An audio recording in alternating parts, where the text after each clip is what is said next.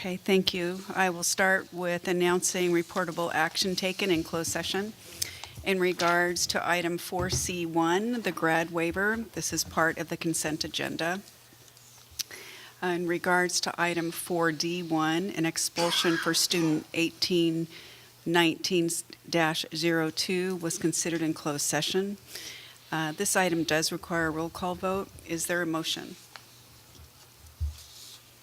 I move that student number 1819-02 be expelled from the Tamalpais Union High School District for the following: Education Code Section 48900C, unlawfully possessed, used, sold, or otherwise furnished or been under the influence of a controlled substance listed in Chapter 2, commencing with Section 11053 of Division 10 of the Health and Safety Code, an alcoholic beverage or an intoxicant of any kind, and pursuant to the terms and conditions of the rehabilitation program established by the board during closed session, the order of expulsion is suspended through January 8th, 2020, effective immediately. Students shall be allowed to enroll in Sir Francis Drake High School under a stipulated agreement commencing March 27th, 2019. If the student should violate any of the terms and conditions of his rehabilitation plan, the order of the suspended expulsion will be revoked and he will be expelled without a further hearing. Thank you. Is there a second? I second it. Thank you, Mary. Aye. Aye. Aye. Aye. Aye. Thank you. Okay, so now before we move further, I would like to ask for a volunteer for this meeting. So far I've done it and Cynthia's done it. Dan, you looked really, I saw the enthusiasm. It was just all over your face. So thank you so much. Come on. Come on. Don't ever put your head down because it's a signal, unfortunately. It just makes me go right at you. So if you wouldn't mind reading these, and then at the end of the meeting, if there's any comments you have in relation to these board norms, it'd be great. I'd be delighted to do so. Thank you. Thank you so much. The board will come prepared and fully present and engaged, deliberate effectively and listen openly without interrupting, work collaboratively and strive for consensus, maintain perspective with a sense of humor, not repeat each other or ourselves, not have side conversations, give full attention to the proceedings, no cell phone use, focus on the best interests of all students, commit to no surprises. Very good. Thank you. We will work on that. Now I'd like to ask if there's a motion to approve the agenda, including time limits. So moved. Is there a second? Second. All those in favor, please say aye. Aye. Thank you. That carried. Now I'd like to ask first if there's any public comments on the consent agenda. This is the consent agenda now. Okay, no public comments. Next, I'd like to ask if any trustee would like to remove any item on the consent agenda in order to discuss it or to vote on it separately. Okay. In that case, can I please have a motion to approve the consent agenda? So moved. Is there a second? Second. Thank you. All those in favor, please say aye. Aye. Thank you. We're moving right along. So the next item is the student trustee reports. So who would like to go first? Thank you, Lauren. Redwood Senior, Jenny Walker, was the Marin IJ Girls Basketball Player of the Year. She's committed to NYU for basketball, but that was a really cool thing for her senior year. Ronnie 2K, who is the face of 2K video games, came in and talked to some students. 2K sports are really popular among high school students, so that was really cool that Redwood kids got to talk to him. Two seniors, Lauren Smart and Nick Cook, were Youth in Arts Rising Stars, and they won awards for drawing and mixed media. Will Lester, who's a junior, and some of his friends have started inviting some of our special needs students to practice music with them at lunch. And they've been doing this since about the end of ski week. But it's really taken off, and they have a lot more people now. It's on the Twitter, a video of it. But it's been a really positive experience for everyone. We had our open house last Thursday, and leadership organizes a silent auction for that to raise money for prom. And they had their most successful auction yet. Usually they raise around $7,000, but they thought that was kind of the highest it would ever get. And this year they have about 9,000, but they could have a little more than 10,000. They have one more item, some safari in Africa, that someone is deciding if they're going to bid on that. So open house was really successful. And yeah, that's about all that's going on at Redwood right now. Thank you very much.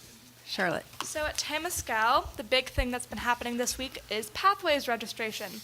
The deadline was on the 20th, so that just closed, and 80 people wow. applied, which is a huge number. Usually only 60 people apply. So 48 people will be accepted, and they will find out on April 1st, which is really soon. I hope as many people as possible get in, especially the people I know. That isn't biased at all. Okay, so team program. As long as you acknowledge your bias. You're very... Team program. Team left today on their Joshua Tree trip. It'll be 9 days, and they will practice their wilderness medicine on. There are plenty of blisters and just injuries that they'll get. I've seen photos. It's, and they will spend a few days rock climbing. Okay, open house. It was a big success. Thank you for many trustees for showing up, including Tara. Many parents donated tons of food. One thing I always say about Tamalpais is we might not have many students, but we always have tons of food. Parents and prospective parents showed up to see what the school is like, which I truly appreciate, because students know what it's like, but parents often don't. Mm-hmm. So 3 teachers who are retiring this year, sadly, were honored, which I found very lovely, and so it was wonderful for them. And one of those teachers was Jen Noland, was also given the Golden Bell Award for her incredible teaching skills, which warms my heart. She's such an amazing teacher. Thank you. Thank you very much. Maddie's homesick. Oh, okay. That's too bad. Lots going around. Hi. Okay. So the Model United Nations Club went to New York to compete in nationals. I don't understand how the competition went, so I have no idea how they did. But everyone had fun. So that's all that matters. The former CEO of Mother Jones came in to talk to the advanced class of journalism, or the TAM News, which was really interesting. She's a parent of one of the kids, so no one knew that because she's kind of quiet in the class. And her mom came and she's like, "I was the CEO of Mother Jones when we had this huge lawsuit." We're like, "That's cool." So that was really interesting. On Friday, we have a TAM Unity Day and our Spring Rally and Lip Dub. They were not all supposed to happen on the same day, but everything just kept getting rained out. So it'll be crazy but fun. Global Studies trips are leaving soon, as early as tomorrow, with our France and Spain trip leaving tomorrow, and our London trip leaves early next week.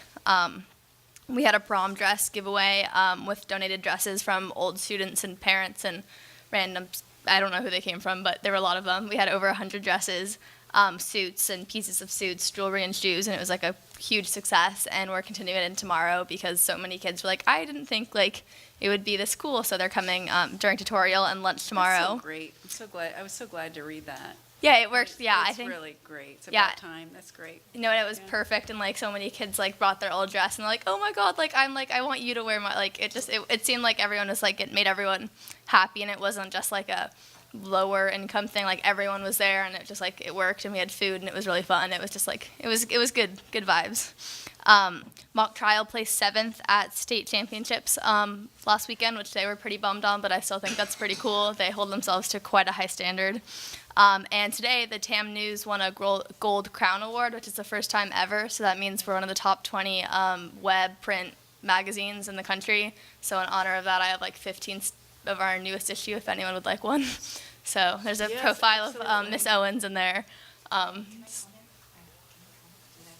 Yeah, that's all I have. So. About that award, to get that award, remember that journalism, at least in this school district, was really the first project-based instruction, where you're holding yourselves, your performance levels, out there to a national set standard. And to get that award, you're competing with enormous 1,100 publications. Yeah, but that is just there's so much have to be able to meet that standard. It's just absolutely incredible. It's just kudos to everyone because you all participate in that, and it's just stunning. 1,100? I think 1,181. Wow. That's what the email said. Yeah, so yeah, that was missed cool. that. Everyone is like, we won this. Maybe I made it up. Okay. What? Okay. You tweeted it? Okay, I guess I didn't see the 1,100. Yeah. Oh, okay. We won the Silver Crown the past couple years, which I want to say is like top 100 or top 50. I don't. It's still good, but the Gold Crown, we're all like, oh my god, like we didn't think anyone actually like won that award. So yeah, we're like we didn't think that actually existed, because like yeah, the way they like hand out the awards is there's not like a number, so like you never know like. It's not like it's top 20. It's like estimated top 20, I think. I don't know how many schools received it this year, but that was cool. Everyone was really excited. So I have issues of the new one after, if anyone would like one. Oh, no, we'd love it. Yeah. Thank you. Thank you, Cara. Devona? Okay. You look like I did in closed session. I had my parka on. I was freezing. I hope you warm up. I eventually warmed up. I've been cold like all day, Yeah. so I just haven't taken it off. No, it's good. Good. Get warm. Our English/history teacher Jade won a Golden Bell, which I'm really happy about. Great. She's one of my favorite teachers. Last Thursday, me and a few leadership students, along with Jade, went to the Rosie the Riveter Museum in Richmond. It was quite uneventful because, you know, most of the information we already knew, and there wasn't many activities for us to do that was kind of new to us, but it was really nice hearing from one of the old Rosies, like an actual Rosie was speaking to us, which is Wow. really nice. She was 97. Amazing. Amazing. Yeah. And our leadership this month is focusing on Women's History Month and the empowerment of women, and it's combining with our peer resource to lead activities showcasing women we love in our lives and women that inspire us. That's a nice idea. That's about it. That's very nice. Thank you. Okay, so we'll move on to the superintendent report. Can I ask a question of the trustees? Absolutely. Yeah, a couple. And this wasn't, you guys didn't bring this up now, but I think the last meeting, at least some sites had their student elections, their student government elections. Maybe it was at Drake. Yeah, ours are starting after spring break, but Okay. I know they did theirs last. Okay. Do you guys do paper ballots in Smart Period, or I'm asking for Alameda High School because our electronics went crazy, and I said, why not go back to paper? We do Google Forms. Okay. And we go through, and it takes forever, but like, cause you can only do it once. You have to do it through a school email address, and then Okay. we have like everyone like go through, like you can't see who votes, but you have to go through like, is this person actually a Right. senior? Is this person actually a junior? Okay. Which is like it's torn just because I don't know. People were kind of confused because like you kind of get more people doing the ballots in paper because you have to go on your phone and vote. Right. But then it's also like kids were taking the voting less seriously in paper, so it's kind of like a. Okay. But I know they went back to paper. They went this back to year, paper, yeah. So yeah. And what does Redwood do? We use a program, it's called Voting for Schools, like the Okay. number 4. I don't totally know how it works because the leadership teachers do that, but I think it's a lot simpler than that. Okay. Because you like type in your student ID number and stuff like that. And just following up on the Rosie the Riveter, did you hear that there's a Rosie the Riveter that lives in Fairfax that's working to put the Rosie Riveter Day, which is currently March 21st, on the calendar permanently? Did you hear about that at the museum? No. Okay. So she's a current one and she's trying to get it to be a national, like a permanent national recognition. So I thought it was pretty cool. She's in Fairfax. Me, I'm up. Hey, everybody. So over the past couple of weeks, subsequent to the college admittance scandal coming to light, I've had a plethora of opportunity to engage in conversations around privilege, power, and the pressure students experience to achieve and what success actually looks like. And that led me to a book. Those of you who know me, I tend to be learning-oriented, and I like to read. And the book that someone recommended to me is called The Parents We Mean to Be: How Well-Intended Adults Undermine Children's Moral and Emotional Development. It's from Professor Richard Weisbord from Harvard. I know, we'll talk about that later. But essentially, the book asks adults to really reflect on what messages we send to young people through both our actions and our words. It specifically speaks to what he calls the achievement craze. One not so surprising suggestion of the author is that we as adults often encourage an ends justifies the means and win at all cost culture in our schools. It's easy to sort of dismiss it, the depictions and the snares in the book, and say, well, that's somewhere else, that's not here. But when you actually look at the actions and words that he lists in there, it's a hard reality that it's everywhere. And as the title points out, it's what well-meaning adults are doing. And often the ones who are saying, oh, achievement doesn't matter to me, and then in every other way, through the actions, actually saying you better achieve at high levels. So one passage of the book that really struck me is, quote, "In a recent study, a large number of students reported that they felt their lives would be ruined if they didn't get into a high-profile college." Unquote. Nobody's ever asked me where I went to college. Quote, 40% reported that getting into a good college was more important than being a good person, and nearly 50% of students in the study said they believed it was more important to their parents that they get into a good college than that they be good people. It's astonishing, right? And it was just sort of a really eye-opening moment for me reading the book. I thought, oh, wow. So I think the scandal provides the adults an opportunity to truly reflect on what implicit and explicit messages we send to our young people every day. And to really think about, are the messages we sending engendering the values in them that we want to see grow? Certainly one can achieve at high levels and be a good person. They're not dichotomous. Yet you don't have to be a high achiever to be a good person and to do good in the world. So this was particularly poignant to me as we were discussing it in our LCAP committee, and as we're getting ready to, as we're going to hear tonight about our new grad requirements, but as we're getting ready to launch next year a new LCAP year, where we have a real opportunity to think about, what do we want students to know and be able to do, and who do we want them to be when they leave us as a community, not just as a school. And so this has been sort of really weighing on me heavily about what, where does all this anxiety come from, and the truth is it's coming from us in ways that we may not be always aware.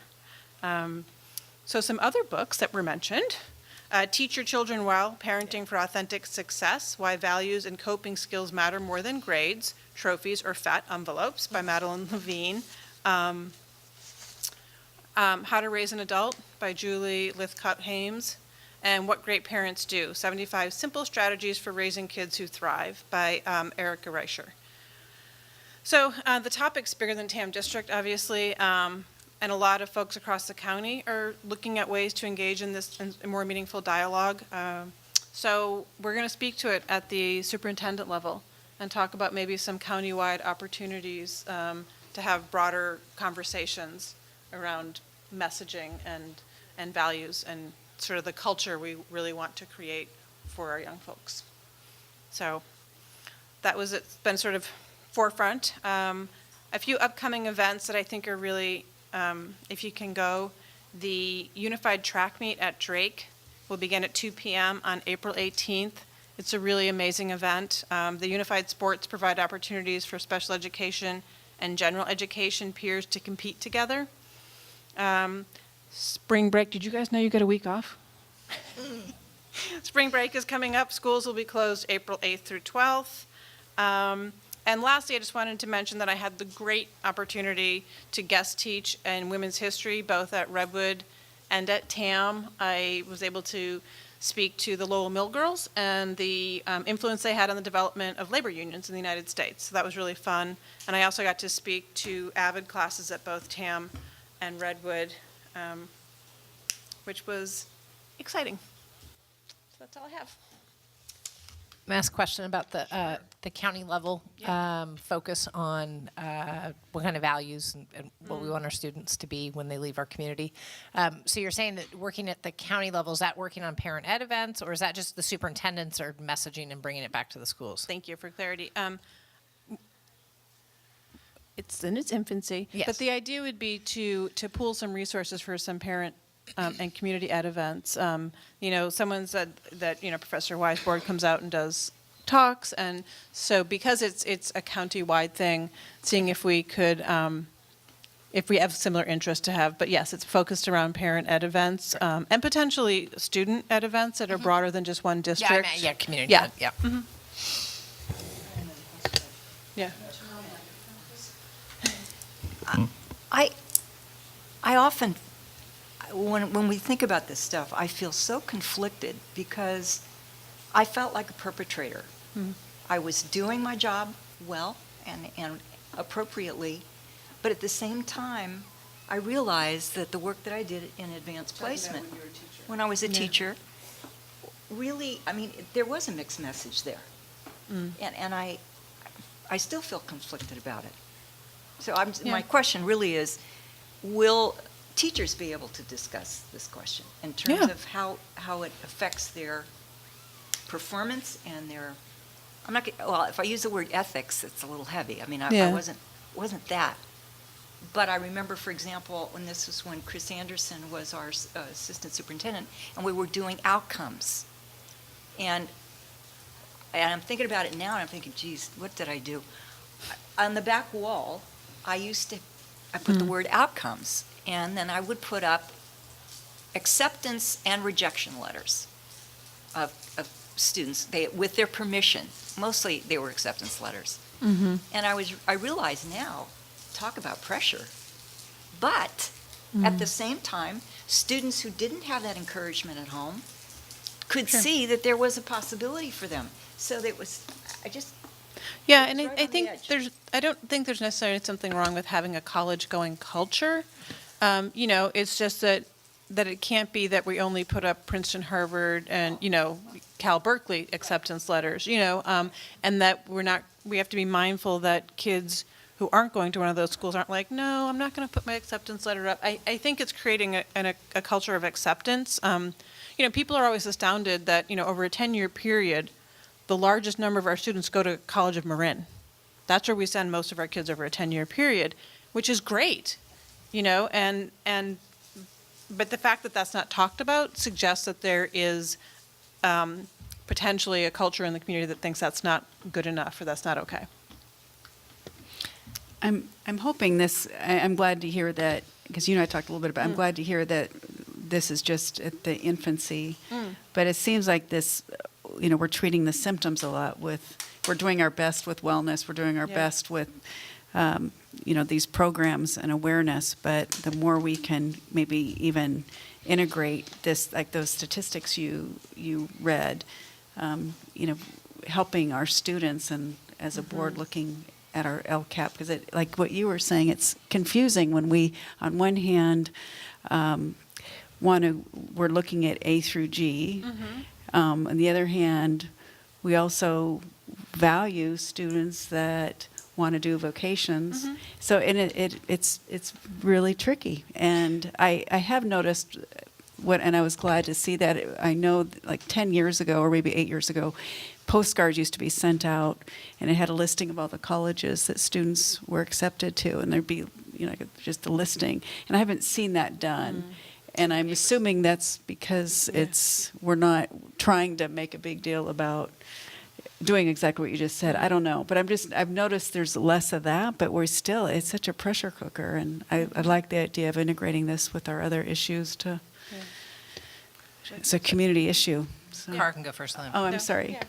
I was just saying, on the topic, I've noticed this year, I don't know if it was a certain teacher who was doing it, but all of a sudden this year, all the seniors, I feel like, oh, where are you going to college next year? There was a big push somehow from kids at TAM that they were like, no, you asked me what my plans are next year. That all of a sudden, it weirdly shifted. That now all of a sudden I'm in the habit whenever I hear oh, what are you doing next year? No, what are your plans next year? That's kind of been I don't know where it came from, but that's been a shift I've seen at TAM this year. And it's been a lot less college talk from the seniors versus the year before, which I think is better in the end, but an observation. No, it's really, and they train you. My son, who graduated last year, has already informed me, don't you dare ask anybody that you run across where they're going to college. I mean, it's the students are helping us as adults understand that it's what it's like. So. Yeah, but at least I feel like It's great. The pressure That's between good. students and from the upperclassmen, even the underclassmen, Good. I feel like I know. I'm like, oh, I don't ask my senior friends. Like, you ask plans, and it's like, it's been Yeah, a it's good, good. a good Glad change that you I've guys seen. are starting to, take care of, that's good. And also, Denise Pope had an article in the Wall Street Journal this past weekend, and she works obviously with Madeline Levine, Challenge Success, and has been at the schools. But so there's that focus, but then also that how to choose the college that's right for you. And Barbara, to your conflict, right? Because I teach AP courses also, and what I work with my students on, you can shoot for the top schools, right, as a couple, but be intentional in what you choose, right, and not to have expectations to get in, and that college is one step along the way, right? Too much of the pressure that's happened over the last 10 years is students helped by society, right, thinking that if they just get to that college, everything else is taken care of. And so it's balancing that. Yeah, and I think the other piece of this, I mean, it's going to be part of our work next year, what do we want kids to know and be able to do, and in what kind of climate and culture do we want them to exist while they're with us? And the other piece of that is making sure that we're sending those messages to all kids, that the college-going message is for all kids, that the A to G message is for all kids. Saying that you're A to G eligible doesn't mean you have to go to college. It means you have the opportunity should you choose to. Right. And those are really important messages to keep in mind, because not every one of our students would be asked, where are you going to college next year? And that's a problem too. That's a problem too. Yeah, the presumption. Yeah. So I look forward to the it. conversation. I do too. Thank you. Okay, any other comments? Any public comments? Okay. So we're on trustee considerations, and we have Kim Stifler, updates to board policies related to graduation requirements. And I have to thank you for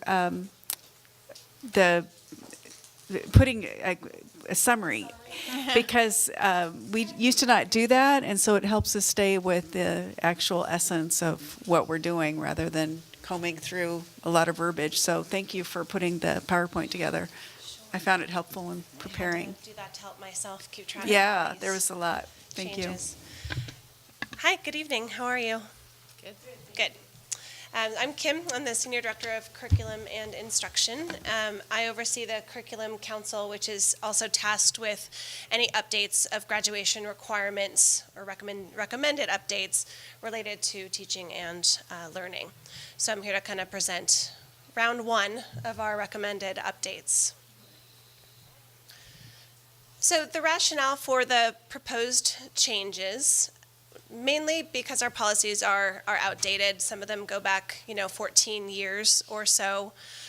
We still have remember the California high school exit exam that was suspended in 2015 and then later eliminated. That was all over our policies. We also suspended a technology requirement, but we didn't actually ever remove it in 2013, and I'll talk more about that later. We also have these 14 outcome proficiency standards, which are great. I think they were here when I started 18 years ago. I don't know if you remember, Barbara, when I tried to look through policy when those were there. And we love the idea of the proficiency standards. We just wanted to update them, bring them into the 21st century a little bit more. Additionally, there's new ed code and state adopted standards, specifically science and some elements of student services. So that's the why. This is the list. Basically, I went through anything having to do with our graduation requirements and looked to see if any of those elements needed to be updated. And then I also went onto the CSBA website, the Gamut Online, and looked at sample policies that are more current to use as standardized language. So you do have a more detailed summary that I posted, but in general, these are the changes. Like I said, there's updated language aligned to the CSBA policies. The standards of proficiency have been updated from those 14 outcomes to a new graduate profile that I'll show you. The California high school exit exam language has been removed. A third year of science has been added due to shifts in the NGSS. The suspended technology requirement was removed. We added language around sexual harassment, affirmative consent, and human trafficking per ed code. We also added AP Economics as an option to satisfy the econ requirement, and then I consolidated a few forms into one. Can you One, not remind three. me, the California High School exit exam being removed? I just don't recall how that rolled out. And It was required for 10th grade students, and it tested ELA and mathematics. And it was right around the shifts in the Common Core state standards, and then the STAR test was eliminated, the Smarter Balance was added, and kind of the Casey kind of lingered. It wasn't an immediate removal, it was a suspension and then a slow, like 3-year stagger okay, out. thank you. Is my Because they had to do recollection. waivers for people that were graduating that hadn't taken it, and then they got rid of it. Oh, okay. Yeah, they first made it not required for diploma for students with IEPs and 504s, and then they made it not required at all. Okay. It, it didn't align with the standards anymore, and it largely evaluated, like, math only at the Algebra 1 level and barely that. Well, that's what I wondered. Yeah, okay, thank you. Sure. Yeah, okay. We took it 10th, but it was second. Sorry to interrupt you. Oh, gosh, no, of course. So the proposed revisions, we took a lot of time to go through this. I mean, the policy reflects some changes that were more long-standing. We kind of started with what is it that we want to do, and then what is the policy going to be to reflect that. We've been talking about this for the past year and a half, and we'll continue to talk about it at the Curriculum Council level. So we're not finished. This is sort of version 1.0, and you'll get version 2.0 coming your way. But the Curriculum Council, again, is one teacher per department, district department, so one science, one English, one Spanish. We have all schools represented. We have one admin per school site, and then Tara and I both sit on it. This was also vetted through our management team, so all classified and certificated administrators, all principals, and then the superintendent's cabinet, and then specific to science, a lot of work with the science task force around these new NGSS courses. That goes back, 4 years, I think, at this point. Yes, Barbara? How were the teachers chosen? Since we don't have department chairs, was that, please take this? So the You know, Curriculum somebody- Council, I asked that when we suspended teacher leadership, I asked the current members to stay. And that from like there were 3 teacher leaders per district department. They would nominate one, so there became one English rep. When we suspended teacher leadership, I asked that one to stay. And if someone didn't want to, then the team got together and they said, we think this person would be a good person. So like fine arts shifted out. I think Martha decided she didn't want to anymore, and then they got together and said, we think Susie Maxwell would be great. I asked Susie. So we have 2 non-teacher leaders. It was just to kind of had to keep that consistency as best as we That's a could good and idea. still have some leadership involved. And then the science task force has shifted as well based on the certain course that we're rolling out. We had a physics in the universe task force, now we have a living earth task force, next year we're gonna have a chemistry task force, so anyway, yeah. So items to take, there's a lot in there. If you have any specific wordsmithing or edits, you can just email me those directly, but sort of the big picture buckets to pay attention to in this is that, yes, we are eliminating a suspended technology requirement, but it does not mean we do not value technology. Our technology requirement was introduction to computers. You could either take a 1 semester class or take a test, and it was outdated. I mean, we can't bring back a introduction to to computers class. However, we're still engaging in conversations at the Curriculum Council level around how to best integrate technology across our system in the 21st century, and we're still not to agreement about whether or not to have a required class in applied technology or not.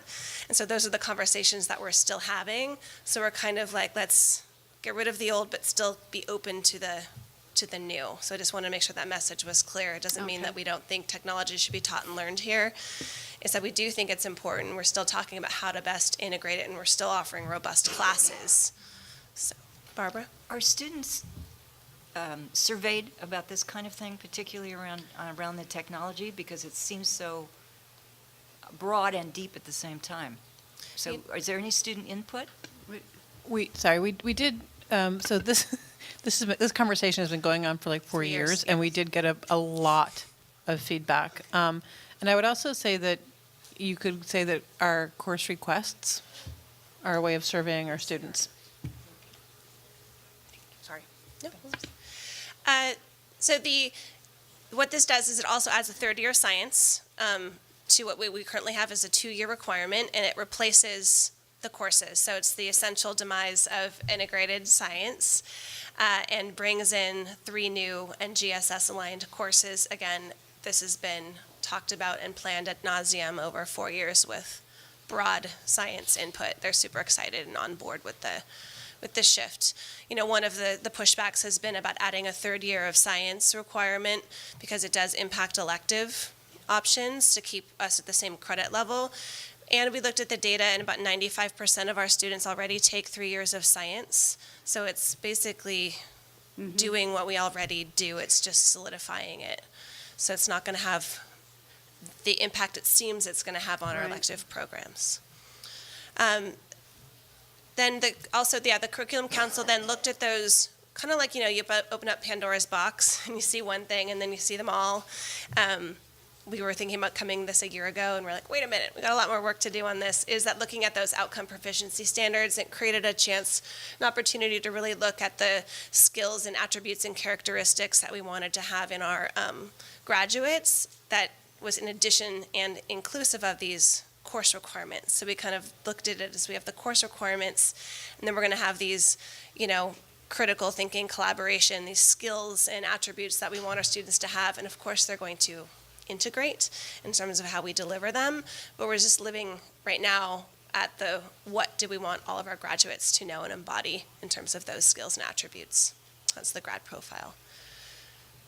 So that brings us to the graduate profile. So we went through a process and asked our teachers, you know, what is it that we think all students should know and be able to do and embody upon graduation, so after their 4 years, in terms of the skills and characteristics. Novato recently rolled out something very similar to this, the six C's, and I'm sure you've heard of the 4 C's before, and the 21st century learning, and we wanted to make it real, relevant, less jargony, and the 2 pieces that we added, that's actually similar to Novato that we really liked, were the number 3 and the number 6.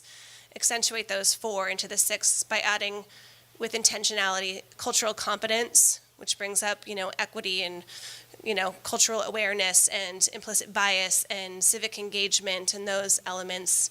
And then also character, which really looks at how we treat each other, empathy, care, growth mindset, relationships, etc. And so we're right now, in terms of the policy, you just have the headings. So the 6 titles, collaboration, critical thinking, cultural competence, etc., are embedded in policy in place of those previous 14 outcomes. It is still in draft form, so all of the smaller script in the columns is still sort of a work in progress that we just did a staff survey. We're gonna work with the LCAP committee, get broader stakeholder input around sort of, you know, the other pieces, while solidifying the big, broader buckets in our policy, if that makes sense. You know, you made me think of was that Valerie Pitts, who was the co-interim superintendent, before she went in the Peace Corps last fall, she made note that the cultural competency training that she got through the Peace Corps was above and beyond anything else she had done, and she was really interested in looking at how it could be brought back. So I just wanted to throw that out there. That's great. Yeah, no, because you just made me think of that. Yeah. She may have something that, That's a good idea. yeah.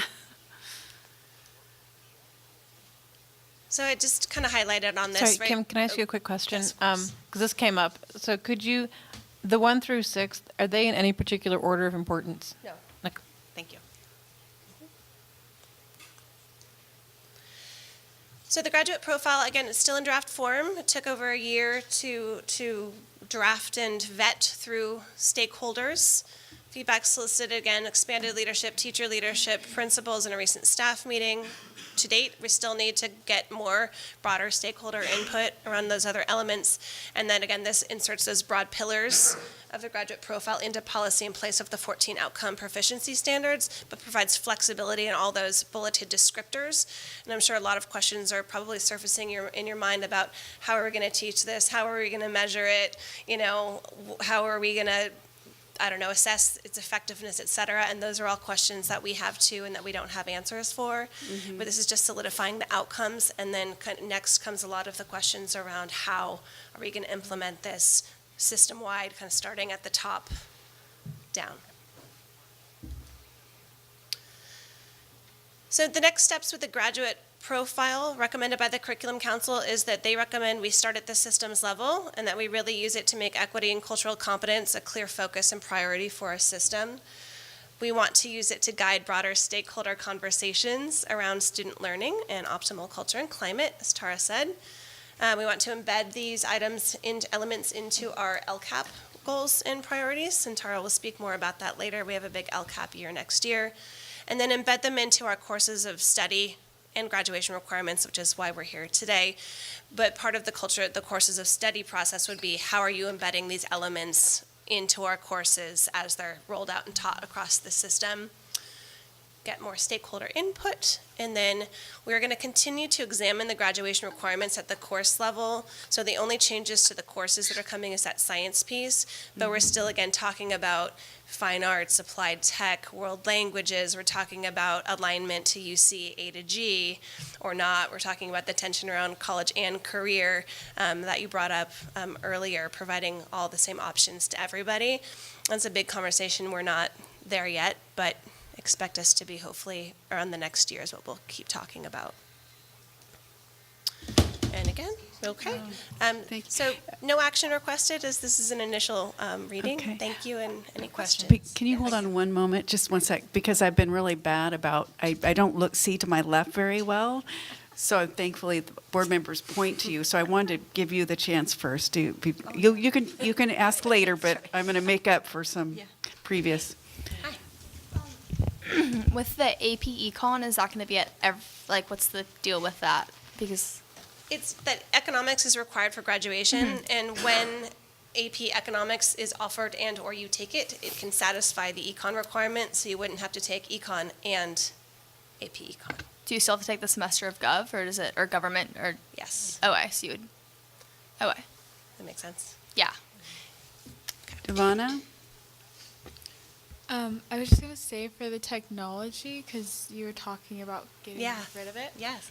At the school I was at in Las Vegas, our technology class ended up being combined with kind of a career readiness class, teaching students how to type and how to use Word docs and Google Docs, stuff like that. So maybe instead of getting rid of it entirely, making it more of a course for students to be career ready with technology, like in computers and typing. I know typing.com is a really good site that was able to help our teachers stay connected with the work we were doing and actually to see our progress. Thank you so much Thank you. for those suggestions. Any other student trustees? You'll have a chance again, but go ahead. Adding on to what Devona said, I actually think maybe getting a certificate in Microsoft Excel or Word, because I know those are classes at COM that a lot of just degrees require. So maybe having those as high school classes, because they are skills that people will need in the coming future. Thank you. Okay, so we'll give you another opportunity, but so now,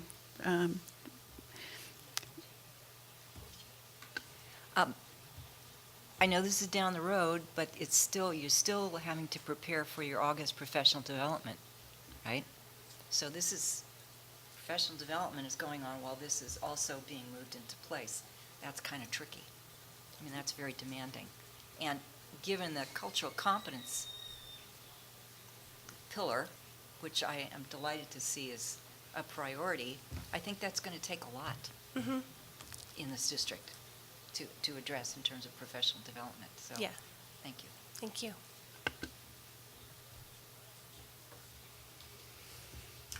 Thank you for a very informative presentation. Oh, sure. Yeah. Thank you.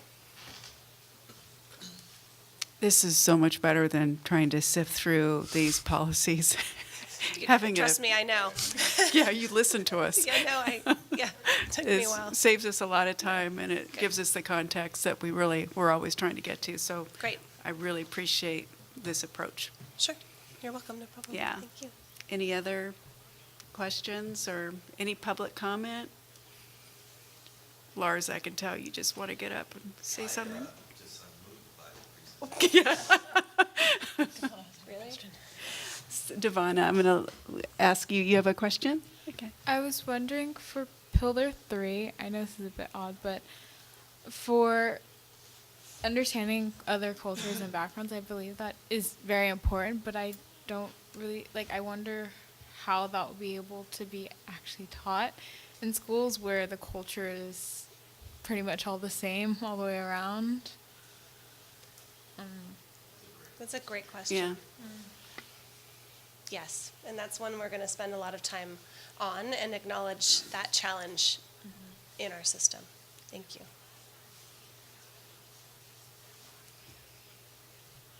Well, thank you very much. Thank you.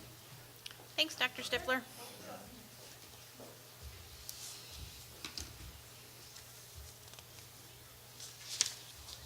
Okay, moving on, we'll go to item 13B, Local Control and Accountability Plan Update, LCAP. Dr. Topier. Hi, I think it's I think the clicker's up there.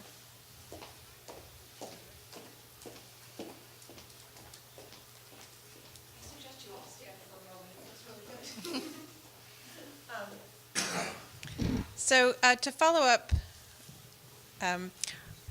what Kim had presented around the graduation requirements, in looking at, as Kim said, for the last year and a half, it became really apparent that we needed a much bigger process and needed a lot more time to really look at and sort of back up and be like, well, to have graduation requirements that aren't attached to a value set or what, a profile of what we want kids to know and be able to do and who we want them to be. I was like, well, why, that sort of starting with that piecemeal, let's patch them. And then to the point around the technology, a big part of that conversation is, should we be teaching these skills acontextually? Should you have a class in Excel, or should you be learning Excel in classes in which you're using it? Do you know what I mean? I think Right. there's ways of getting a certificate in Excel in places and typing, but they should be taught because I need to actually use an Excel document to fulfill this assignment. So trying to also be thoughtful about, instead of just adding on, being thoughtful about where we're adding it and how we're employing it, and really trying to make learning experiences as relevant as possible as we go through these. So all of those things, we're like, wow, as Kim said, that's a lot we need to look at. And I wanted to give you an update on LCAP and look at next year, because next year is a renewal year. So LCAP is approved for 3-year terms, and so next year is, and then each year we approve an update. But next year is an actual LCAP renewal, which means we have to go through a much bigger process in looking at our LCAP itself. So to give you a reminder of the committee that we have in place now, right? It's a cornerstone of LCAP that you have community involvement. This year we have 5 parents, we have staff representation, and then Wes Cedro, Senior Director of Student Services, and I sit on it. We've met 7 times, and 2 of those were co-meetings with the Fiscal Advisory, as the LCAP was essential in advising their work to make sure that our all that work at Fiscal Advisory was actually grounded in LCAP. These are the agreements we worked with, which were the same ones that we worked with for our Fiscal Advisory. Just important to know how we're going to operate together. That the committee is an advisory body, right? That they're representatives of the broader community to give input on the goals of student learning and well-being. So I won't go into this in detail. We've seen it many times, but the LCAP is generally the promises we make to the community about what we're doing and how we're spending our dollars. We have to have outcomes in 8 areas. And we have, our goal 1 is around basic needs, and that is that, we have enough textbooks and our teachers are properly credentialed and we have broad courses of study. Goal 2 is sort of what we focus on as our priority goal. They're all priorities, but this is the big one of student learning, that drives all of our work. That our purpose is to improve the learning of all students while narrowing our opportunity achievement gap among our student groups. So all of our decisions really filter through this lens. And then community relations and communication. How are we letting people know what we're doing, and how are we taking input and creating two-way opportunities? And then, of course, student wellness. So this kind of speaks to the climate and culture that I was speaking to earlier. And what kind of climate and culture are our students having the opportunity to learn? So the process the committee goes through is we have a lot of metrics we use, and we gather that data, and we look at the data and say, well, how are we doing? We used a broad survey. In that survey, we asked about the LCAP goals. We asked about access to courses. We asked about support for achieving in those courses. We asked about communication from the district level, from the school level, and from the teacher level.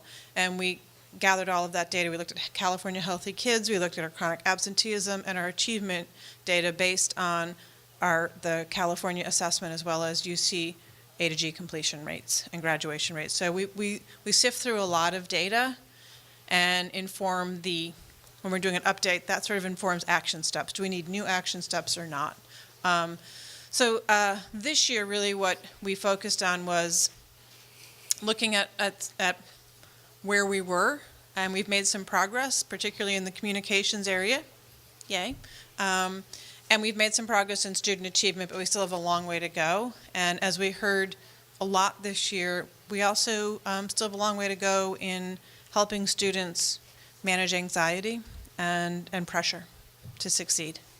But these were the main LCAP recommendations that they came up with this year. So a lot of these things are things that are ongoing, that we're already doing. We monitor AVID regularly. We gather a lot of data around that. We are providing targeted interventions.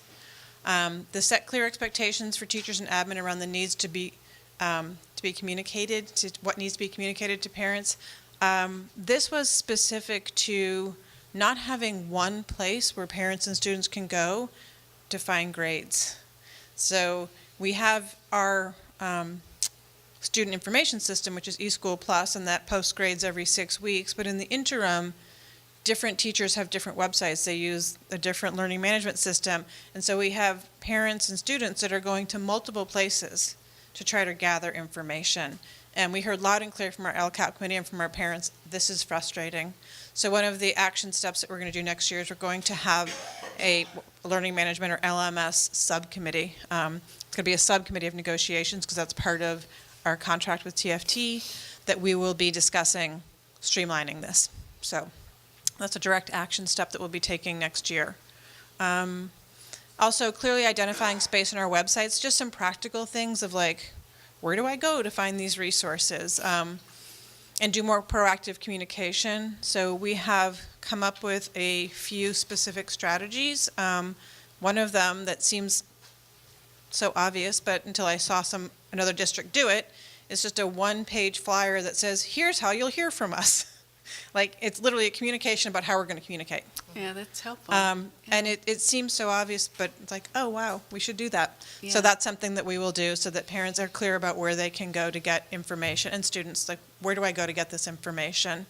So we got some very practical action steps to take. And then, of course, as I mentioned earlier, capturing more student voice around interventions and supports, but also just around, decision-making around courses of study, decision-making as part of the process we go through next year with looking at a broader graduation requirement conversation. Before you, or maybe we can talk at the end, it was something actually, Cynthia, that you raised about the with the grading and with, I should probably let you talk, but what you observed, and I had never thought about it before, and it's kind of goes to what we were talking about earlier in the meeting. I'm wondering Do you want to speak to that? I mean, I thought. I think Well, it's sure. interesting We had to talked about, consider. so I guess, because you've outlined some things, and so when moving to electronic grading and making that available, that was done in many districts under the guise of giving parents more access. Is it now contributing to student stress? Right. Yeah. So, So for us, it is available. For us, it's making it available in one place instead of 10. right. So we're looking to narrow it. And then how frequently is a separate conversation. Right now, we're just trying to get onto one platform. Okay. Baby steps. Yeah, Kara. I did actually look into home access. I did a survey for the TAM News over stress based on home access. If I don't know, I ended up not writing a story on it but I have that data. That was if you'd like it. Oh, I don't that'd know. be great. What'd you learn? It seemed like kids were like, I mean, I know because I was like, wow, I check my home access more than I check my social media. This is a problem. Like, is this a unique problem to me? That was, I mean, my exact words in my head. It seemed like, I think I can pull it up again, but it was almost like 40% or 50% of students check their home access at least twice a week, which it depends on how active you have to be. But not as many kids. Like, my parents don't check my home access a ton. They check my brother's, but that's never been something that stressed me out. But only like 30% of students, I think, that I surveyed said that the fact that their parents can see their home access added to their stress level, which I thought would have been more. Yeah. But I think it also like kind of depends. But yeah, most kids were like, I need it. Now that I've been exposed to it, I can't do school without it. Yeah. So. Yeah. I mean, we've had this conversation before. As a teacher, I had the gamut of, emailing me for the grades. I'm like, great, here's the grades, and they're available on home access. Emailing me for the grades. I was like, okay, we're going to have this conversation instead. To, the person that you feel like must be sitting there refreshing, waiting for grades to be added, and you're like, you'd get emails that like, so-and-so took a test, 7th period, I don't see it in home access, and you're like, no, because that was 4 minutes ago. I haven't finished it yet. So there is a, I think grounding these conversations in the larger context of climate and culture is important. Right. And so that we're making decisions based in that, and not just like, yes, I should have it, because otherwise it just becomes a battle of wills and voices of who's the loudest. So that's part of the work. And then, of course, as I said, capturing student voice also around staying connected to school and feeling included, which is part of that climate and culture. So next steps for the LCAP this year, that Corbett and I will spend some time together looking at aligning the budget and our LCAP to assure that the expenditures are aligned. We send it up to the county office for a preview in April, and then it comes here for a first hearing in June, and then will be approved at the action will be taken on it in the second meeting in June. It's required by state that the budget and LCAP are presented in 2 consecutive meetings, and that we have a public hearing in the first meeting. Yeah. Is there some mechanism whereby our student trustees will be able to participate? Given what we just heard about that survey, the committee does not include students, and I understand This year that. it doesn't. This year, but we did they were included in the survey, the LCAP survey. Okay. Students took the LCAP survey. Yeah. Will we have an opportunity before, or at some point, at least at the board, we will have one In June. opportunity? Mm-hmm. Will they be here in June? Sure, That it's the date. first week of June. First week of June? Yeah. Mm-hmm. Okay, great, thank you. And just addressing that, if 30% are saying they're stressed, that's a significant number. Yeah. So I don't think that's Yeah. insignificant. I don't think we need, and at some point, it's not necessarily for this, but the district does have to look at the role of technology.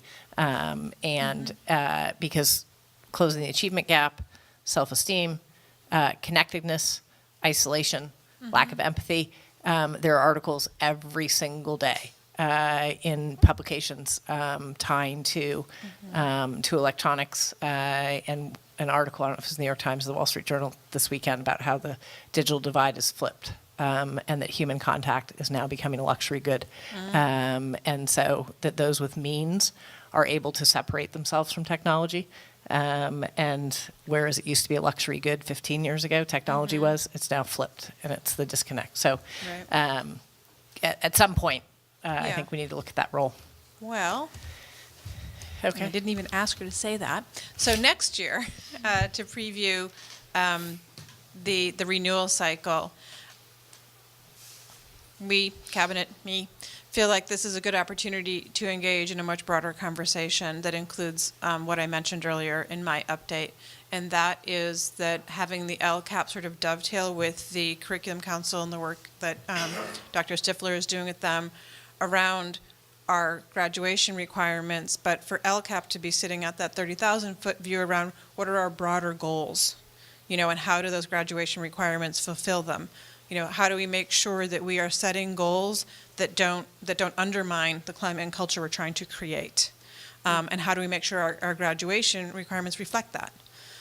So we see this as sort of a large overarching community conversation to have next year that involves, we think, a lot of elements that we started to discuss this year with LCAP. We had committee members raise the issue of should we explore limiting the number of AP classes a student can take in any one year? Should we look at removing cell phones from the school campuses? Should we remove the GPA bump? Would that allow students to take classes that they're more interested in rather than feeling like they have to be driven by classes that have a higher bump? But those are really broad conversations to have with the community. And again, we want to ground them in this idea of what do we want our students to know and be able to do, and in what kind of climate and culture? Like, what do we really value? And how are we going to create those opportunities and that climate for our students? And so we also feel that that's going to bring up the opportunity for the board to review the district's mission and vision for alignment. I think it's important. We haven't revisited it since 2009, and it feels like all of these things were converging at once, and it feels like it's a really good opportunity for the board to engage in that work as well. I forgot to add it on the slide, but just for one more thing, the committee next year will be a larger committee than it was this year because of the renewal process. The committee will have students on it next year. So the committee next year, we anticipate being about 25 people. The LCAP committee will also, I'll request that 2 board members sit on it as observers so that they can be part of the process. We also plan to co-meet with Curriculum Council a couple of times. We're still working on that to make sure that we're really aligning the work. Can I ask a couple of questions? So your first slide, you said you had 5 parent representatives on the current LCAP committee. Yeah. And then what areas of the community are those representatives from? Do they represent like the English language learners and PTSA or? We don't have an English language learner this year. We put it out blanket wide and tried to get. So this year we had an LCAP and a fiscal advisory. Okay. And so combined, there was about 12 parent representatives. Okay. So we had all geographic areas represented, except for we did not have Marin City represented. Okay. We did do some active outreach, and we're unable to secure representatives, but we will work again. And then on the larger, so coming from a smaller district, on the larger LCAP revision, the 3-year cycle, having trustees as observers, is there a reason trustees aren't participants in the process? No. Okay. Because in prior strategic planning and LCAP, in Kentfield at least, trustees have been part of the process. So I don't know. Yeah. I'm not arguing one way or the other, but. Yeah, I think that's a good discussion for the board. Obviously, speaking as representatives of the board. Yeah. Interesting. Yeah. Go ahead. I have a comment in that it is so refreshing and so professionally grounding to know that you and your cabinet are so involved and can do this, because there are many other districts, including this one, who have gone outside to hire a consultant who does not know us. We pay the money, and they orchestrate this. And you are all doing it for us. And I just want to say thank you, and I am so comfortable knowing that I can trust all of you to do all of this work, because it will get done in good order. So thank you. Thank you. Okay. Student trustees, any other question, comment? I mean, one thing, you mentioned it briefly, I know it wasn't seriously, but you'll never get phones out of the classroom. That's Just saying. saying we tried, and I you don't know wait. what some teachers, Yeah. some teachers or administrators would say at TAM, but we tried our phone caddies this year, and it just didn't work, and it's not going to work. There are schools that don't have them, and we're actually getting pressure from some of our feeders who don't. Yeah. Our feeder And schools. other schools don't have them. who High schools don't have With them. phones. Yeah. Yeah. I mean, I know at TAM it would be hard with just the off-campus plus the size of our campus. It's certainly a cultural shift. Yeah. So yeah, that would just be the one thing, but I know that it just was an epic failure. So one question I've asked my class is, what would your parents pay to improve your academic achievement? And we've had discussions that are like, oh, $500, $1,000, with this tutor, this tutor, this tutor. And yonder bags that lock up the phones for a day are $25 for the year. And not having the phone available improves academic achievement. Yeah. So it is a culture shift. It may not ever happen. Parents may be the biggest protesters in our district, but it has happened at some Yeah, schools. I know that we tried this year also. The other thing with the phones is that I've just been paying attention to it just because, I don't know, I've never been a big phone person. I can't do it. But I don't know, I'm like the only person that's like engaged in a conversation. They're like, oh, everyone else is on their phone, that's why.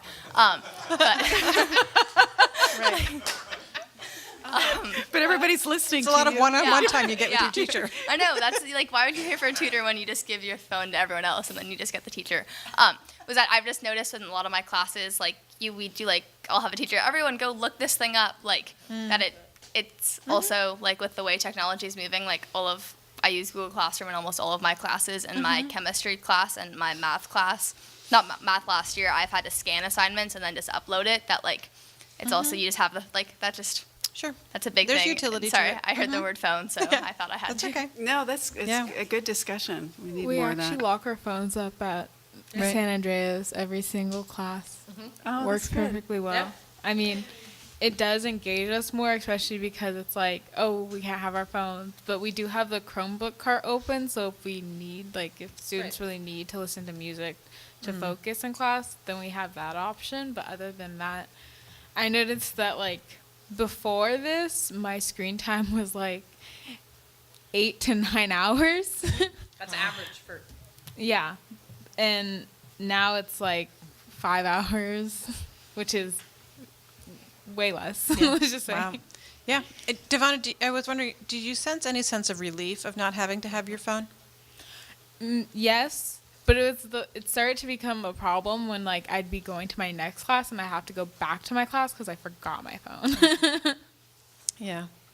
And the conversation that has been started with me, I think absolutely has to include students as part of it. I'm just gonna say it out loud. I'm not a proponent of just saying like, nope, just imposing a rule. Because I think the world doesn't necessarily impose those rules. Like, many of our students are 18 or turning 18, and this idea of how can we engage in a conversation that includes the students. And I talked to a couple people about creating some cell phone free spaces on campus, so that students who don't want to be on their cell phone or want to engage, or that what if we started creating some spaces that during lunch and break would be cell phone free spaces where kids could, students could be, just to sort of check it out and see what it's like to not have to have your cell phone. So for you to know, my screen time is usually less than an hour a day. I'm like an anomaly. I can't stand my cell phone. If I don't have to look at it. Cortex is developed. Yes, I know that I know plenty of adults who have really high screen times too. It's not just y'all. At Tamascal, I would say phone use is almost lower than usual because we have less pressures to use social media. But also, we have complete access to our phones in classes, and I've very rarely seen those phones being abuses. We do use phones often for classes, like in our core meetings, we play Kahoot. because it's a fun learning strategy. But like, I think there's different ways to be given access to your phone and to respect the rules. Absolutely. When I was a teacher, I had kids use their cell phones for specific, and we had a lot of conversation around trust and when we're going to use it and when we're not going to use it. I haven't been in the classroom in a few years now. Yep, but it's a larger, it's a larger issue now. It's at the legislative level, in fact. So that is the overview. In April, I'm going to be bringing another update that gives more specifics so that you can see the composition of the actual proposal for LCAP next year and a more detailed process. We're going to mirror largely the process we used for fiscal advisory this year. It was including doing town or community forums twice a year, going to the sites, things like that. Look forward to it. Thank you. Sure. Any other comment? Any public comment? Okay. Thank you, Tara.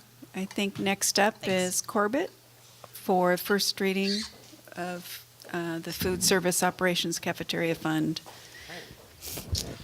Good evening, everyone. Good evening. Mary, if you would you please pull up the red line version of the BP?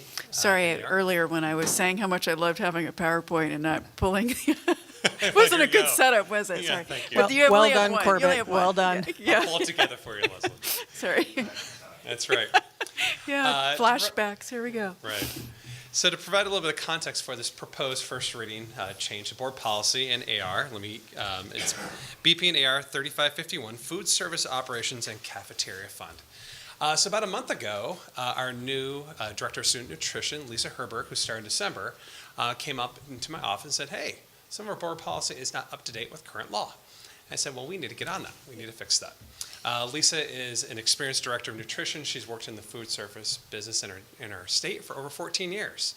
And she pointed out that last year, 2 years ago, I should say, 2017, SB 250 was a Senate bill that was passed statewide that's called the no shaming rule, effectively saying that there cannot be any practices or policies where students who are without the means to purchase food could be shamed or are inappropriately identified. And I think that's for all the appropriate reasons we can talk about given our equity conversations in our community. So this policy in AR is to align with the SB 250 language. Mary, if you just scroll down on the B piece slightly down a little bit further, and right there. Thank you. As you see in the red line version, that's the new proposed language. That I pulled that from CSBA, which is, again, our statewide vetting for changes to board policy. Much of that language, it was there, actually existing in our old board policy, except for the last sentence, part of that sentence, that a student whose parent or guardian has unpaid school meal fees is not overtly identified, shamed, treated differently, or served a meal that differs from the meal served to other students. For the reasons and ethical reasons I don't feel like I need to go into. Mary, if you'd shift to the AR, and one thing while we're transitioning, I want to make clear that our practice has been consistently aligned with the proposed board policy. So this is making the policy to actually align to our practice in our cafeterias. So in the AR, again, highlighted there, this specific time frame of 10 days is we have discretion on that, but this is what Lisa Herberg recommended from her previous district. I actually am going to read part of it out loud. No later than 10 days after a student's school meal account has been reached a negative balance, meaning there's no longer food available in that account. Parents can sign up, put food in that account if it runs negative. Basically, that says that we are going to serve that student food. We're not going to shame or embarrass that student. We're not going to question them in front of a long line of students behind them. We're going to serve that student the food. We're not even going to acknowledge or confront the student on that. We, as a staff, will have conversed with the parent, the guardian, make sure we vetted that if the student should be appropriately provided free or reduced meals, we will do that. We'll proactively do that. If we're unable to certify on our own, then we'll provide that documentation and or reach out to the parent or guardian within 10 days to inform them that they have those resources made available to them, or if they're not eligible, that we'll ask kindly that they clear up their negative balance. In Lisa Herberg's experience, that in our community so far, she's been doing that in her 3 short months with us, that effectively has solved the issue when that comes up. We're all busy. I'm a parent. We sometimes don't clean up that negative balance. I asked her the question, what happens if it goes on and on and on? After multiple attempts, there's a time where I would suggest that Ms. Herberg reaches out to Wes Cedros and I to make sure we're not aware of any other key issues involved to support the student. We're going to make sure that student has a meal every day.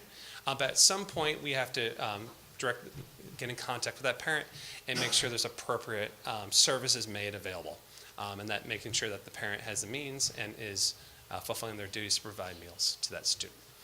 So that's obviously way down the road. We don't want to do that, but that's ultimately where the end comes in this process.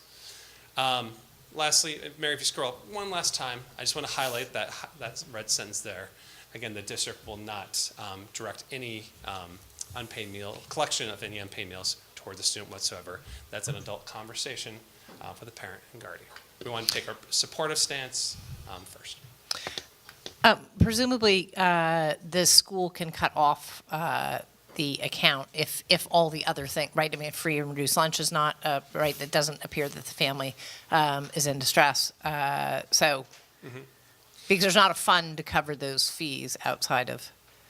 We don't have a separate fund for Yes. that, and obviously our goal is to prevent that from ever happening. Right. We're going to put in measures, and has experience of how to make sure every kitchen in our district always has meals that are prepared that are not served. So we're going to make sure every student is served. But ultimately, we are going to be following up with those parents that if they should be paying, they are not eligible. Ultimately, we do end those accounts. Okay. And we have some recourse. Yes. Up to including debt collection potentially. It says we won't use a debt collector. I apologize. It's okay, Barbara. No longer using debt collection. Yes. I misspoke. Thank you. Are staff trained with this red line language?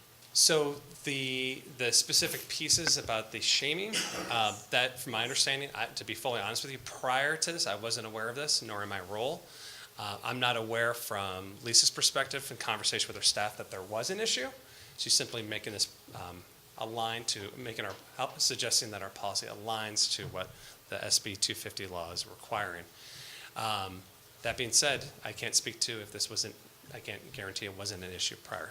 Staff has been conversed about this and are actually doing this already. Questions over here? Well, this is just about the policy surrounding this, correct? Mhm. Okay.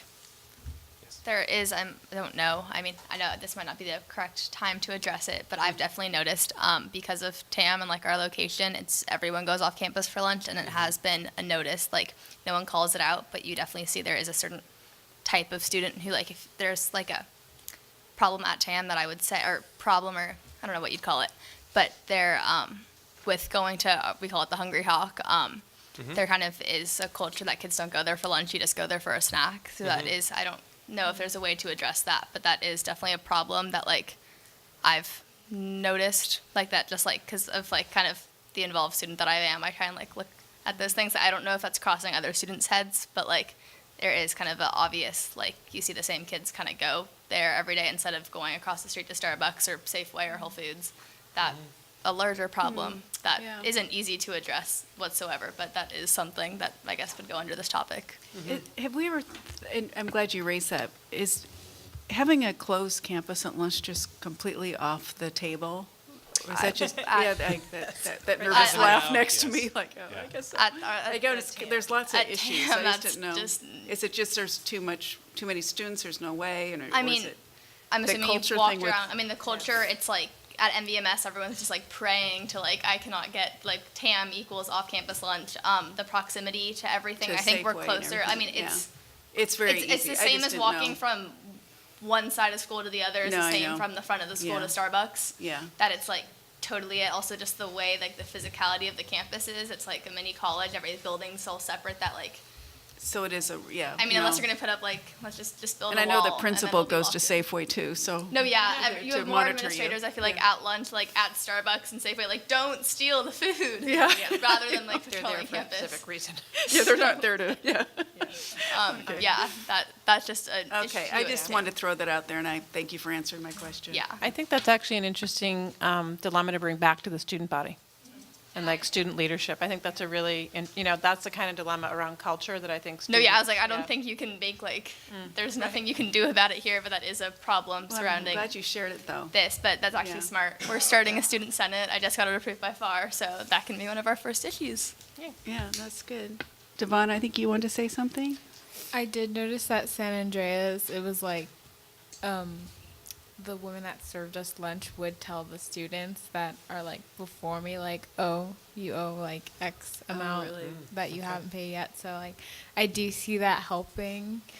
But I do understand that like the students there will like work out with her, like, oh, I just need to bring it to you tomorrow. I just don't have any cash today, and like stuff like that. I don't know how it's gonna work at like the bigger schools, but I know that at San Andreas it's pretty easy to like work out, and like it's not really shaming. It's just like everyone knows like we're hungry, we want food. Like you couldn't pay right now, you'll just pay later, kind of thing. And the nice thing about San Andreas is it's a smaller school. You can have those relationships where you can have a cordial conversation. But we want to make sure that no student is inadvertently shamed. And Lisa Herberg simply has a system set up where she has a list and she emails the parents each afternoon to try to direct that to the parents as much as possible. Another thing about the nutrition lunches is, I mean, is this just about the like shaming? The shaming component is part of the proposed board policy. Yeah. Okay. Is there gonna be any like new updates to like nutrition? I'm sorry, Like big what? nutritional value, like in the food, like the actual food at school. Like I don't know. You want to give feedback on the quality of the food? Just a bit. Okay. I mean, I've definitely noticed that like students are becoming okay with it, but I do see that there could be improvement.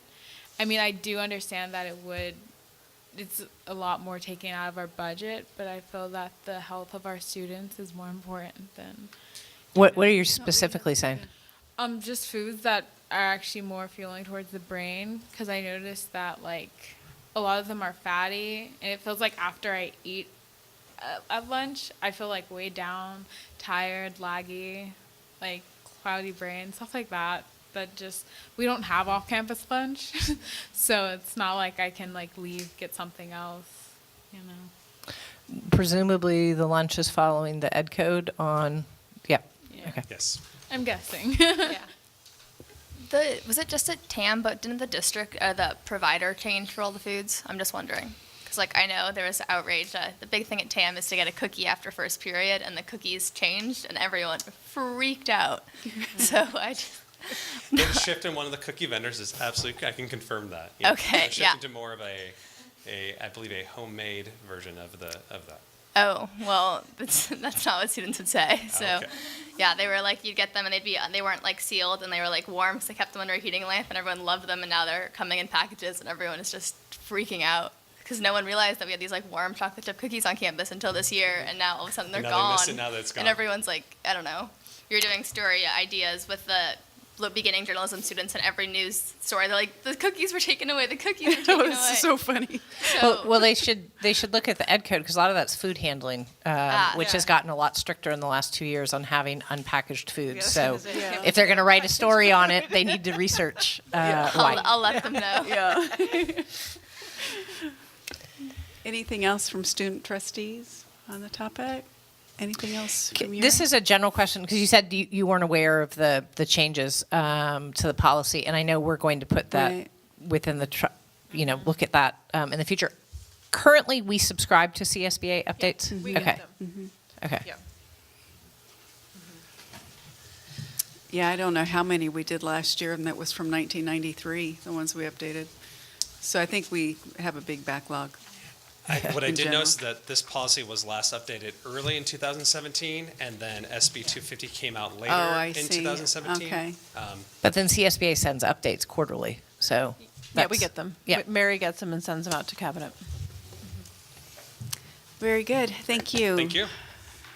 Okay, now we're to the almost last item. Lars Christensen, the resolution. Good evening, everyone. As this board is keenly aware, we have been engaged in a multi-step process in budget reduction to address a significant deficit. This is one more step in the process. Mary, if you could please pull up Resolution 1819. We are asking that the board approve this resolution for reduction in classified services, and you see the positions listed on the resolution. Happy to answer any and all questions or comment per the board's request.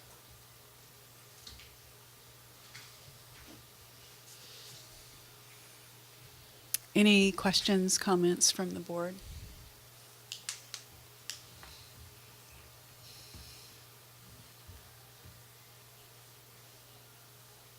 Any public comment?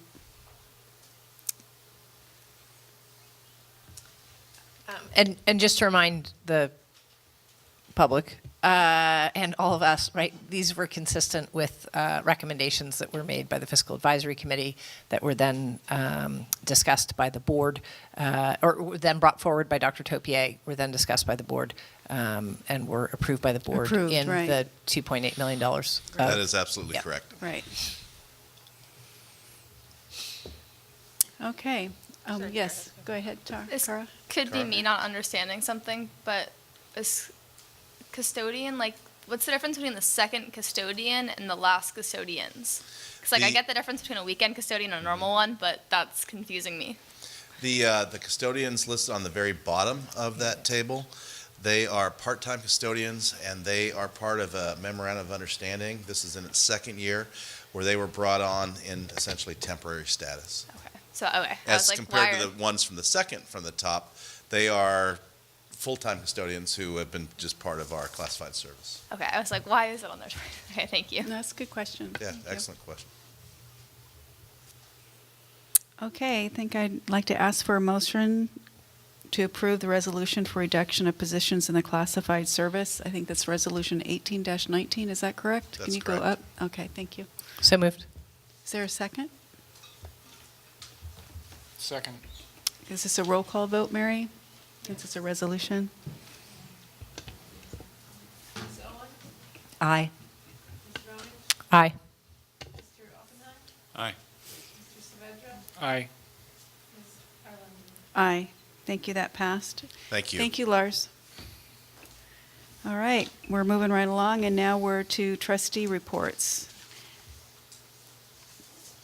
It's the time for trustees to, without discussion, report out to fellow trustees anything that has happened since the last board meeting that you think is important for the board to know, that you'd like to share. Yeah, I'll start. One thing I realized, and it reminded me tonight, I don't think I shared this with you when I talked about going to the coalition meeting, because I heard something that I was just really surprised, and it had to do with the no-host ordinance, and there's more of a push to try and educate the parent community and the greater community about the no-host ordinance. And what I learned was that, well, I'd already heard from work in Mill Valley that sometimes the police would report that sometimes the parent or whoever it was that was allowing liquor at the party of minors would get pretty hostile with the police. But one of the school sites, the parent tried to enforce some, I have a hunch you know what I'm going to say because you're smiling, because I hadn't heard this one, that the parent had made the student pay for the fine, and so the student just developed a GoFundMe page and got it paid very quickly. And so I think I'm sharing that just because it just, that's what we're dealing with when we look at all these issues. And I had that down to share with you last time, but I have nothing else to share other than I really enjoyed the Redwood Open House, and it was really fun. Barbara, do you have anything? The Efficiency and Effectiveness Committee, Tara was there. Novato superintendent did a presentation after 16 months where they are developing property that they own ultimately for teachers to be able to rent, and it's still under development, but the possibility is that it will also generate some income. So Thank you, that's good to know. I thought that was really important because there's a structure in place now in the county for this kind of discussion, and it's recent, so we have fresh material, as it were. And after that meeting, then the JLAC meeting, at the JLAC meeting, we got updated, and the CSBA continues to oppose the late start time. Not because it's not a good idea per se, but rather that the legislation is making it a mandate. And CSBA's position is that it's up to us to determine whether or not our school or school district will adopt it. And the issue is that local control issue. So they continue to oppose it. Noticed, again, Assemblyman Levine is letting us know that he's getting into the housing market issue for us. And that was, I think, a part of his aide attends all these meetings. So I think we're making some headway there. What is he doing when He's got a long, at least I received an email. I think I sent it to Yeah. you. I'll include it. And then Yeah. she'll Okay, send yeah, it to no, you. that'd be great. I'm It's curious quite- what he's it's actually extensive. doing. Yeah. Yeah, I agree. Or say he's doing. Yes, yeah, to that point. Sorry, I hope he didn't watch tonight. This is not in any order necessarily, but I did go to the open house at Redwood, and what I noticed was that the instructional coach effort, I could see it in the student work and what was available. And this is very early in the year to actually see anything that looks like a final product of student work. But already, the pieces that I saw were quite remarkable, and they weren't AP courses. It's just so nice to hear. effective in the Yeah. pedagogy, and therefore the student achievement level. The students and I met for dinner again, and I'm finding that very, very personally rewarding. And then, again, I attended the TAM assembly where we had I to did that speak. too. That was good. Yeah, where there was a speaker on behalf of SOAR. Was it SOAR that's I sponsored? believe so. There was a Talking about student in yeah. SOAR who had, I want to say, like some like aunt figure. I don't think they were like biologically related who brought her in. So it was like SOAR sponsoring it, but SOAR didn't like outreach. It was the student, and she was like, "Hey, I have this person, and she's like good at talking about this stuff." And yeah, that was. Oh, I forgot to say that. That was cool. Yeah, it happened. was. Yeah, I went Students on it. liked it. It was helpful. I think that's it? That's it. Thank you. Great, thank you, Barbara. So I enjoyed going to, I think it's both Tamascal and Redwood's open house since we've been here. And I know we were all at Tamascal, so both were very impressive. Loved the energy. Charlotte loved your presentation at Tamascal's open house. So I thought that was great. And then since I teach in the East Bay, I don't have opportunities to go, and I'm sad I didn't get to go to the TAM assembly, right, and those things. But two things have happened on the Alameda campus that might be relevant. One, we're having a phone debate tomorrow.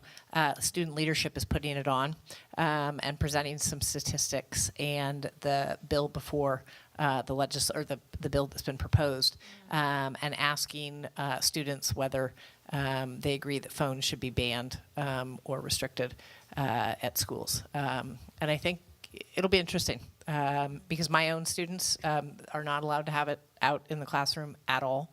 And just today they said it's a huge difference between my classroom and other classrooms. They actually talk to one another at break. The classroom is noticeably louder before class starts because they can't be on their phone. So it'll be interesting to see what the results are tomorrow. And then also, I went to the Muslim Students Association meeting this past Wednesday.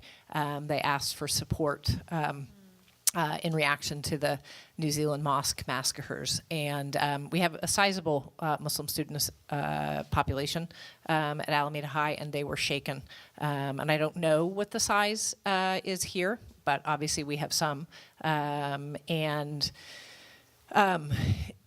It was really powerful in making us aware of the struggles that Muslim students face, and explaining Islamophobia, how exhausting it is, how they feel. And it was probably about 50 students came. There's maybe 10 students in the organization, but 50 came. I'd say about half the school wore green and black in support of Muslim students. So, and I don't know, what the proportion is here, but it was powerful for a non-Muslim to sit and hear and experience. And that all goes to cultural competency, right? So, very powerful. Thank you. I enjoyed going to the Tamalpais open house. I guess that was on the 14th, seeing the team and pathways and independent study presentations. Great to see the satisfaction of all the students there and the parents, which is nice to see. Then subsequent Monday, I guess, was math night at TAM, which was good to see in terms of just some concerns among parents, but then also just the teachers being very clear in terms of just wanting to do whatever is needed in terms of helping to encourage student learning and just to be available. And so I think that the attendance was better than I'd expected, which doesn't say much for math night. For 5? No. About 50 people there. Yeah. No.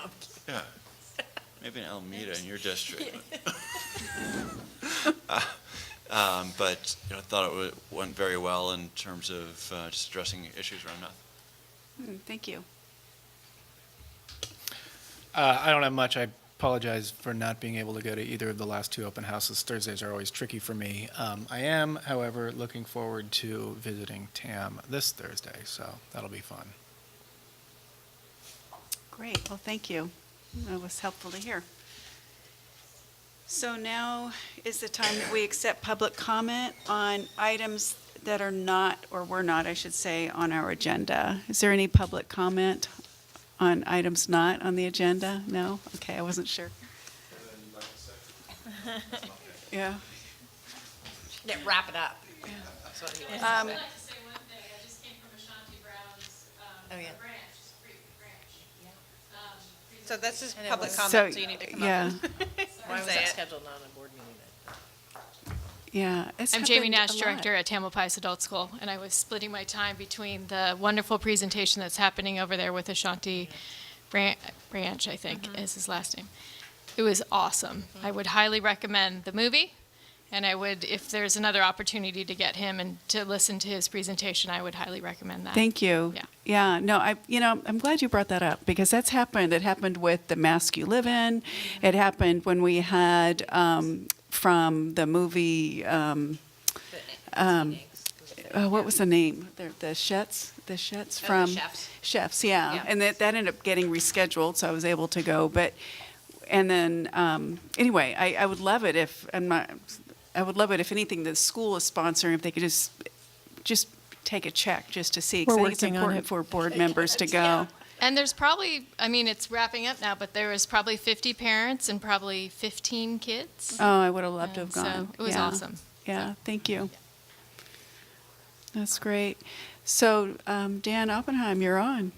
Did you remember your assignment? Close and grows, Dan. No pressure. I think we did well in terms of deliberating effectively, listening openly without interrupting, so we should take that one. But I think weren't repeating each other. I think succeeded tonight with this. Yeah. As to the content decisions, different matter, but Oh, no, it's good. Thank you. And I do appreciate some of the shifting and how we're doing things. So thank you to the superintendent and your team. So very, very clear and straightforward. So thank you. Meeting adjourned.